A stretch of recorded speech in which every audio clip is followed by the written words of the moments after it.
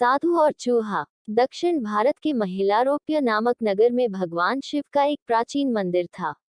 मंदिर की देखभाल, पूजा पाठ और अन्य समस्त कार्यों की जिम्मेदारी एक साधु के जिम्मे थी, जो उसी मंदिर के प्रांगण में स्थित एक कक्ष में रहा करता था। साधु की दिनचर्या भोर होते ही प्रारंभ हो जाती, जब वह स्नान कर मंदिर में आरती संपन्न करता और फिर गांव में भिक्षा मांगने निकल जाता। गांव के लोग साधु को बहुत मानते थे, इसलिए भिक्षा में अपने सामर्थ्य से अधिक ही दिया करते थे। साधु भिक्षा में प्राप्त अनाज से स्वयं के लिए भोजन बनाता, कुछ मंदिर में काम करने वाले निर्धन मजदूरों में बांट देता और शेष एक पात्र में सुरक्षित रख देता था।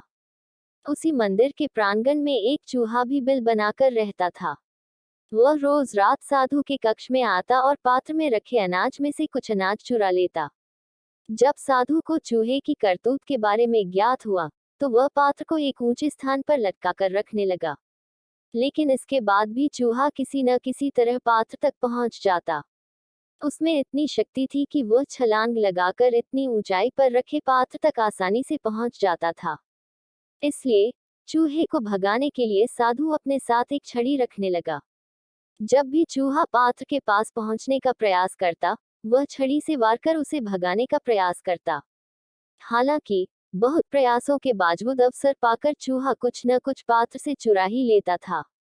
एक दिन एक सन्यासी मंदिर में दर्शन के लिए आए। वे साधु से मिलने उसके कक्ष में गए।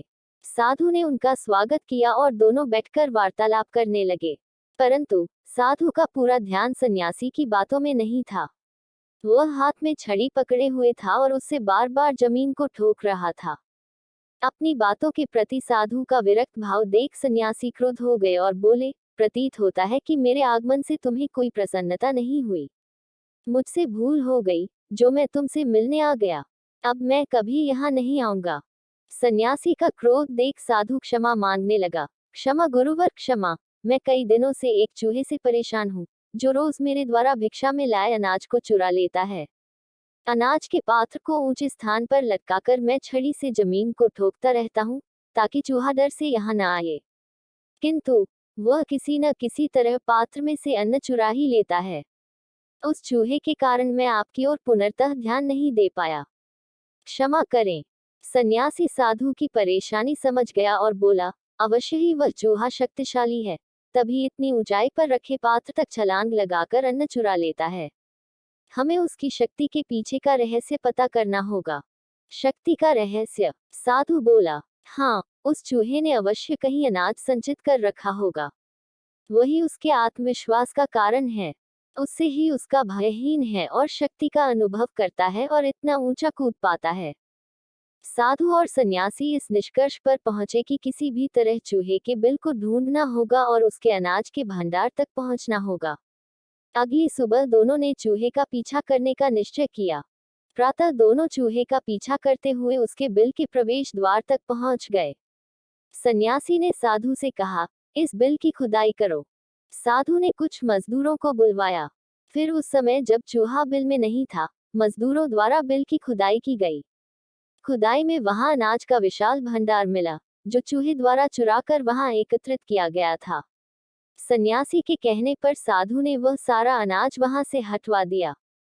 इधर जब चूहा अपने बिल में लौटा, तो सारा अनाज नदारद देख दुखी हो गया। उसका सारा आत्मविश्वास चला गया। कुछ दिनों तक वह साधु के पात्र में से अनाज चुराने नहीं गया। किंतु वह कब तक भूखा रहता।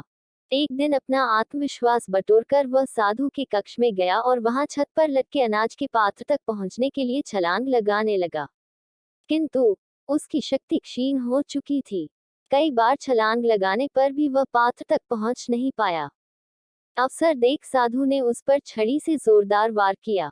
चूहा किसी तरह अपने प्राण बचाकर घायल अवस्था में वहां से भागा।